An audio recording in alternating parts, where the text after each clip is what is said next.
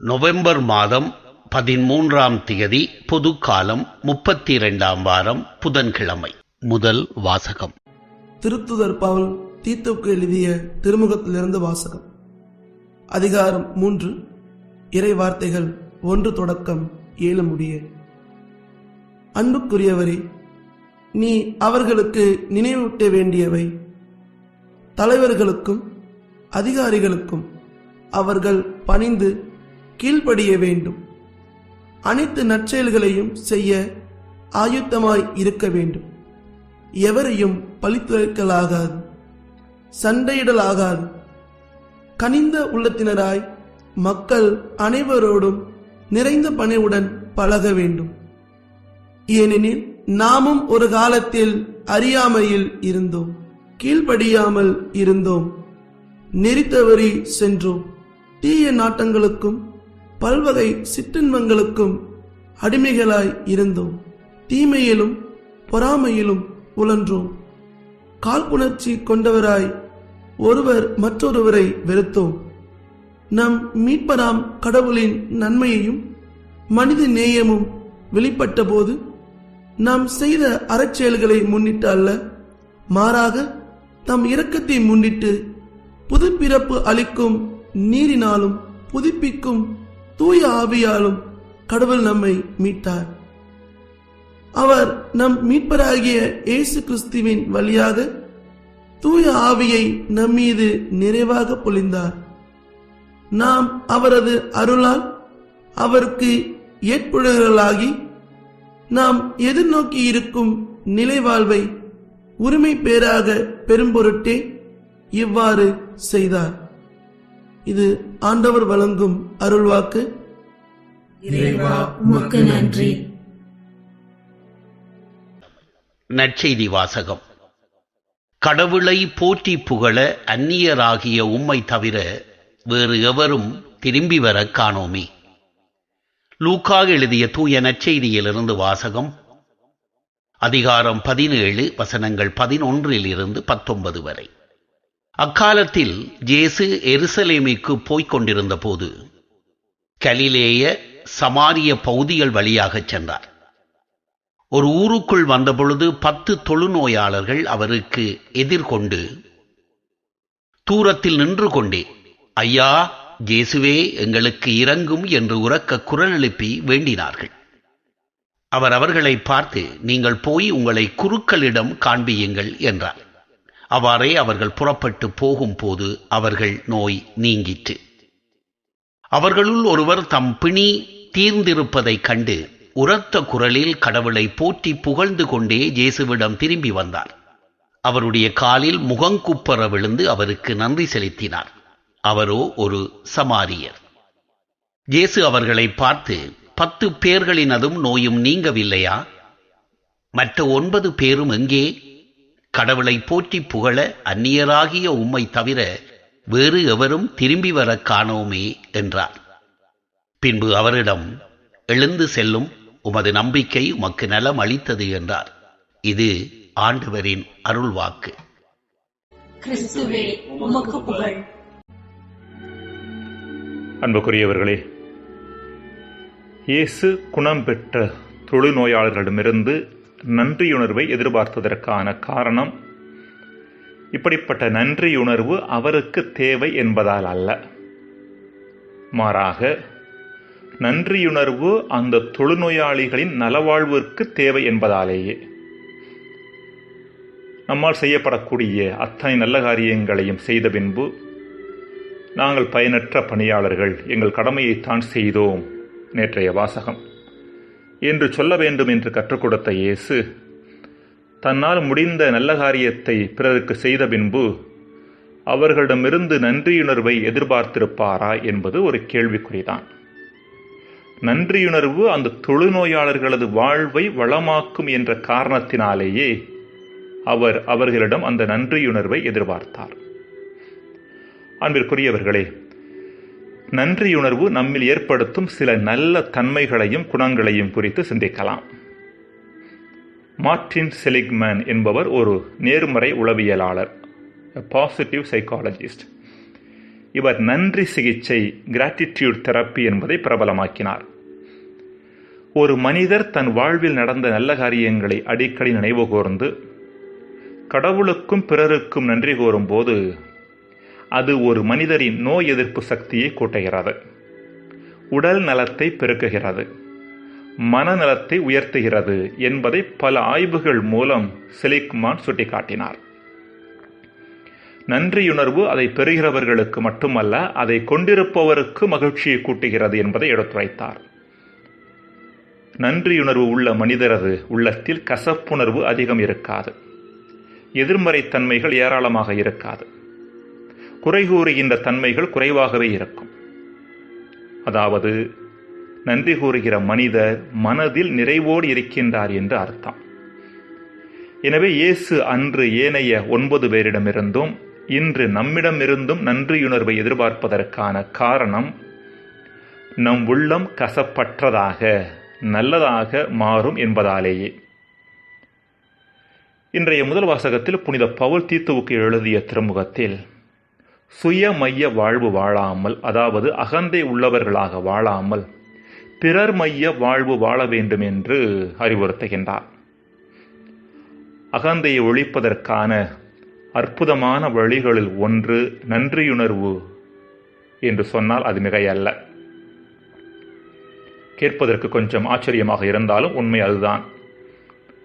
அகந்தை என்பது முழுக்க முழுக்க தன்னை மட்டும் மையப்படுத்திய நிலை, தன்னைத்தான் மற்றவர்கள் சார்ந்திருக்கிறார்கள் என்று எண்ணும் நிலை. தன்னை மையப்படுத்திய மனிதர் தன் திறமைகள், பண்பு நலன்கள், குணங்கள் ஆகியவற்றையே மையப்படுத்தி தன்னால் இந்த மனிதகுலம் எவ்வாறு பயன்பெறுகிறது என்ற மாயையான எண்ணத்தை வளர்த்துக் கொள்கிறார்.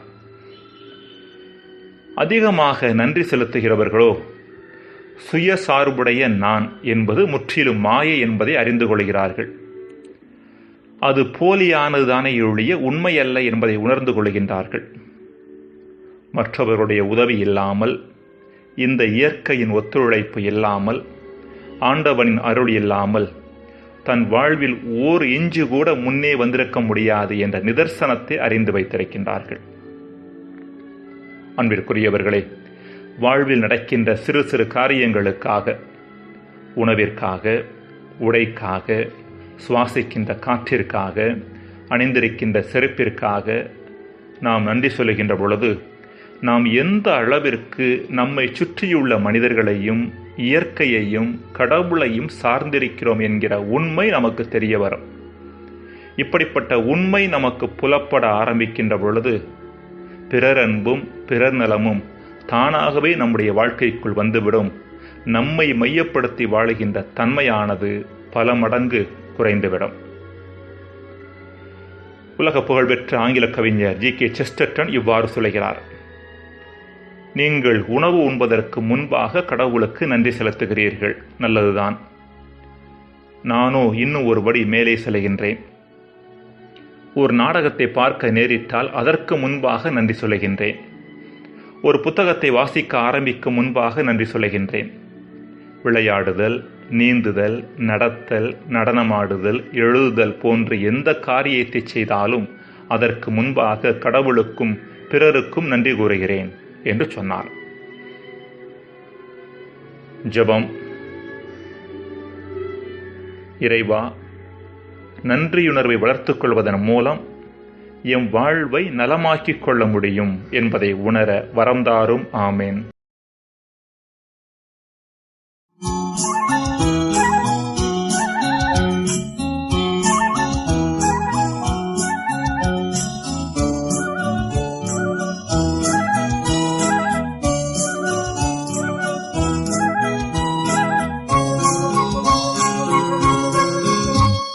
நன்றி மறவாதே சின்ன கண்ணே, சிறு நன்மைக்கும் நன்றி சொல் செல்ல கண்ணே.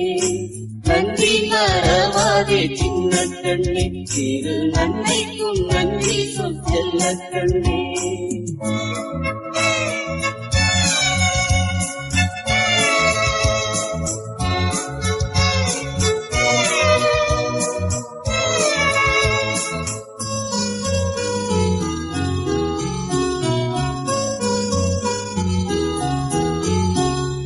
10 பேர் தொழுநோயால் வருந்தினரே, சொந்தங்கள் வேறுத்து ஒதுங்கினரே. 10 பேர் தொழுநோயால் வருந்தினரே, சொந்தங்கள் வேறுத்து ஒதுங்கினரே. ஊருக்கு வெளியே வாழ்ந்தனரே, சாவதே மேலென்று நொந்தனரே.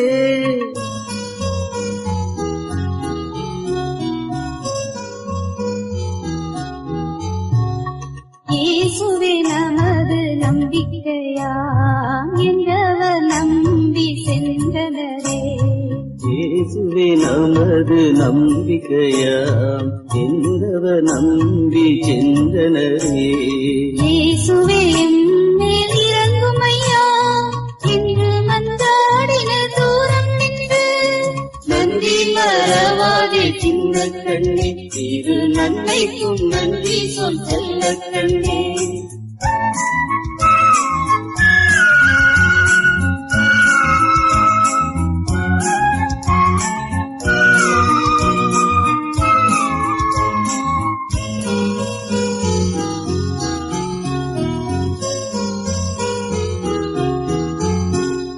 குருக்களிடம் சென்று காட்டுங்கள் என்று மொழிந்த நம் இயேசுவையே.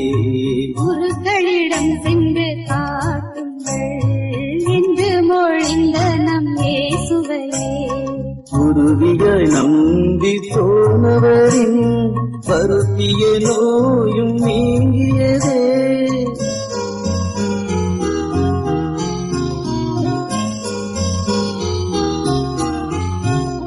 பதின்மரில் சமாரியன் ஒருவனம்மா, மகிழ்வுடன் இயேசுவை நாடி வந்தார். பதின்மரில் சமாரியன் ஒருவனம்மா, மகிழ்வுடன் இயேசுவை நாடி வந்தார். அன்னரின் தாமரை பாதத்திலே அன்புடன் வீழ்ந்து நன்றி சொன்னார். நன்றி மறவாதே சின்ன கண்ணே, திரு நன்மைக்கும் நன்றி சொல் செல்ல கண்ணே.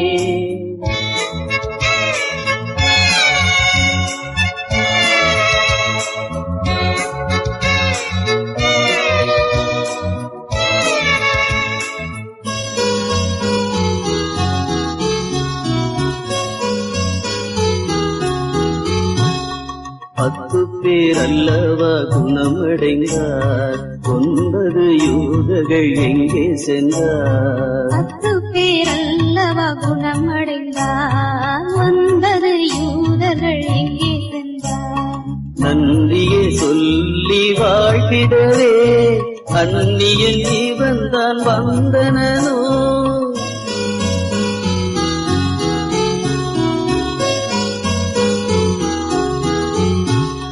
நம்மை படைத்த இறைவனுக்கும் நம்மை வளர்த்திடும் பெற்றோருக்கும், நம்மை படைத்த இறைவனுக்கும் நம்மை வளர்த்திடும் பெற்றோருக்கும், அறிவினை ஊட்டும் பெரியவர்க்கும் மறவாது நன்றி காட்டிடுவோம். நன்றி மறவாதே சின்ன கண்ணே, திரு நன்மைக்கும் நன்றி சொல் செல்ல கண்ணே.